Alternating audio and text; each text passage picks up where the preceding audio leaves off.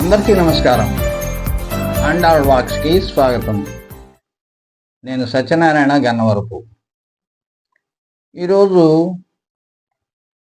ఒక చిన్న కథని చెప్పదలుచుకున్నా. ఇది గణపతి సచ్చిదానంద స్వామి వారు ఒక సందర్భంలో చెప్పింది. మరి ఇప్పుడు ఆయన చెప్పారు కదా, మళ్ళీ మనం ఇప్పుడు చెప్పుకోవడం ఎందుకు అంటే, అందరికీ తెలిసిన విషయాలు. ఇప్పుడు భాగవతం, భారతం, భగవద్గీత, రామాయణం ఇవన్నీ ఎప్పటి నుంచో కథలు అందరికీ చాలామందికి తెలుసు. కానీ అన్ని తరాల నుంచి ఎన్నిసార్లు వింటున్నా, మళ్ళీ మళ్ళీ వింటున్నాం. కారణం ఏమిటంటే వాటిల్లోని గొప్పతనం అటువంటిది.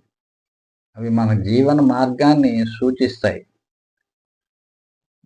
మన జీవితానికి మార్గదర్శిగా ఉంటాయి. అందుకనే ఇవన్నీ తెలుసుకోవాలి. పెద్దల మాటలు చది మూటలు. వాటిని అర్థం చేసుకుని వాటిని మనకి అసలు పుస్తకాల రూపంలో అందించి, గ్రంథాలు, కావ్యాలు, పురాణాలు, ఇతిహాసాలు ఇవన్నీ కూడా మనకు అందించింది ఆ మహాపురుషులు. అందుకోసమే మనం చక్కని జీవితాన్ని అవలంబించాలని చెప్పేసి చేసినటువంటి భవిష్యత్ తరాలకి ఇది వాళ్ళకు ఉపయోగపడుతుందనే ఉద్దేశంతో వాళ్ళు చేశారు. అందుకనే ఆ స్వామీజీ చెప్పిందే అయినప్పటికీ నేను మరొకసారి చెప్పడానికి ప్రయత్నిస్తాను. ఆ స్వామీజీలానే చెప్పలేకపోవచ్చు, కానీ ఆ కథని మీకు గుర్తు చేయడమే నా ఉద్దేశం. వినండి. నౌర్నైవ ముఖ్య తరణంతు ముఖ్యం. అంటే ఏ నదినైనా దాటాలి, ఆవలిగట్టుకు చేరాలి అంటే నావ కాదు ముఖ్యం, సురక్షితంగా నది దాటడమే ముఖ్యం అని ఈ సూక్తి బోధిస్తోంది. అలాగే సంసారం దాటాలంటే ఏ సాధనమైతేనేమి, ఏ మార్గమైతేనేమి తరించడమే ముఖ్యంగా కావాలి. లోకంలో అనేక మతాలు ఉన్నాయి. ఎవరికి వారే తమ మతం గొప్పదని చెప్పి ప్రకటిస్తూ ఉంటారు. అసలు అన్ని మతాల్లో ఉత్తమమైన మతం ఏదై ఉంటుందో తెలుసుకొని ఆ మతం అవలంబించాలని చెప్పి ఓ రాజుగారికి ఆలోచన వచ్చింది. అందుకోసమని ఓ పెద్ద పండిత సభ నిర్వహించాడు. అనేక మతాలకు చెందిన మహాపండితులందరూ సభను అలంకరించారు. కొన్ని రోజుల తరబడి ఈ పండిత పరిషత్తు ప్రధానంగా విషయం చర్చించబడింది. గణపతిని ఉపాసించే గణాపత్యులు, అమ్మవారిని ఆరాధించే శాక్తేయులు, శివపూజ దురంధరులైన శైవులు, విష్ణువే దైవంగా భావించే వైష్ణవులు, సాంఖ్యులు, ద్వైత, అద్వైత, విశిష్టాద్వైత సిద్ధాంత వాదులు పాల్గొని తమ మత అత్యుత్తమని గట్టిగా వాదించారు. ఈ వాదోపవాదాలు చివరికి వితండవాదాలై పరస్పర కలహాలకు దారితీసాయి. రోజులు గడుస్తున్నాయి, కానీ ఏ విషయం తేలలేదు. పైగా వాగ్యుద్ధాలు సాగాయి.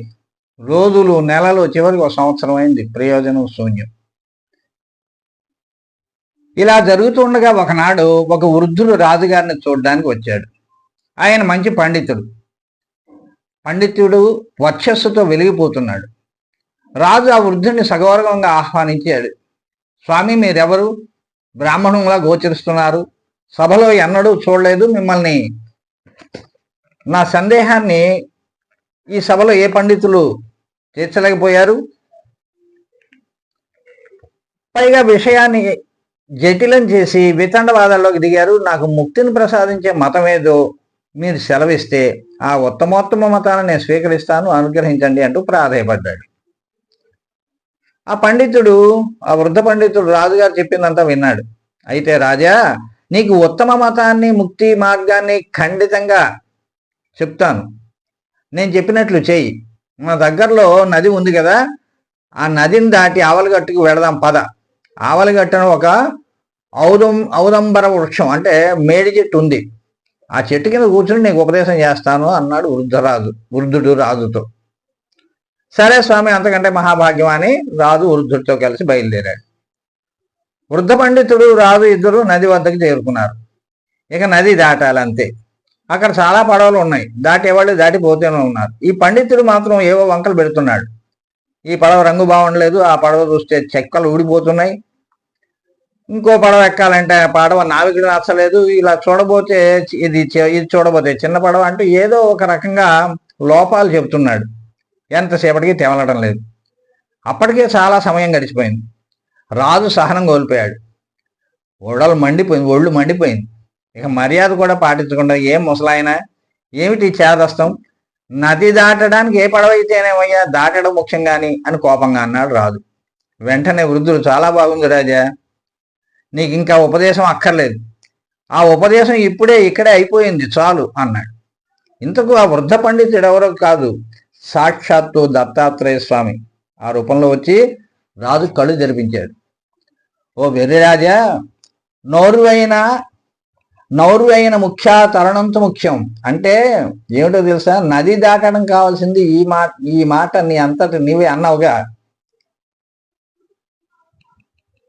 ఇలాగే సరిగ్గా అర్థం చేసుకో. సంసారం ధరించడం ప్రధానం, దానివల్ల ముక్తి కలిగి జన్మరాహిత్యం కలుగుతుంది. ఈ ఫలితాన్ని పొందడానికి ఏ మంత్రమైతేనే, ఏ మతమైతే మాత్రం ఏమిటి, ఏదో ఒకటి సాధనగా నమ్మి ఎంచుకోవాలి. ఏ మార్గమైనా సరే మనల్ని గమ్యం చేర్చాలి, అది ముఖ్యం. ఏ మతమైనా ఏ సిద్ధాంతమైనా సరే ఆ భేదంతో పని లేదు. పడవ పనికిరానిదైతే దాటడానికి ఉపయోగించదు కదా. కనుక ప్రపంచంలో అన్ని మతాల లక్ష్యం ఒక్కటే, అన్ని సిద్ధాంతాలు ఆ ఒక్క లక్ష్యాన్ని గురించే చెప్పే. మనం లక్ష్యం చేరుకోవడానికి అంటే ముక్తి పొందడానికి ఏది అవలంబిస్తేనేమి అన్నీ మంచివే. భగవద్గీత, రామాయణం, శివపురాణం మొదలైన సద్గ్రంథాలను నమ్మకంతో వరుసగా పారాయణం చేస్తారు కొందరు. ముందు పారాయణ చేసింది వదిలేసి కొత్తది ప్రారంభిస్తారు. అలాగే కొన్నాళ్ళు పంచాక్షరి మంత్రం జపం చేసి తర్వాత దానికంటే గొప్పదనుకుని అమ్మవారి మంత్రం జపం చేస్తారు.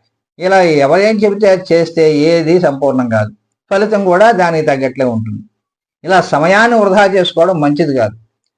శరీర పాఠవం వయస్సు మీద పడుతున్న కొద్దీ తగ్గిపోతుంది.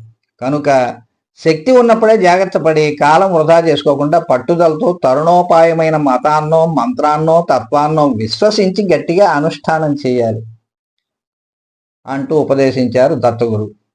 ఈ ఉపదేశంతో రాజు జ్ఞానోదయమైంది, తత్వాన్ని గ్రహించాడు, సద్గురు పాదాలపై మోకరిల్లాడు. అర్థమైంది కదా? అందరూ ఈ కథను అర్థం చేసుకోండి. మీ అభిప్రాయాలు కామెంట్ రూపంలో చెప్పండి. పూర్తిగా వినండి, సబ్స్క్రైబ్ చేసుకోండి, లైక్ చేయండి, షేర్ చేయండి. నమస్తే.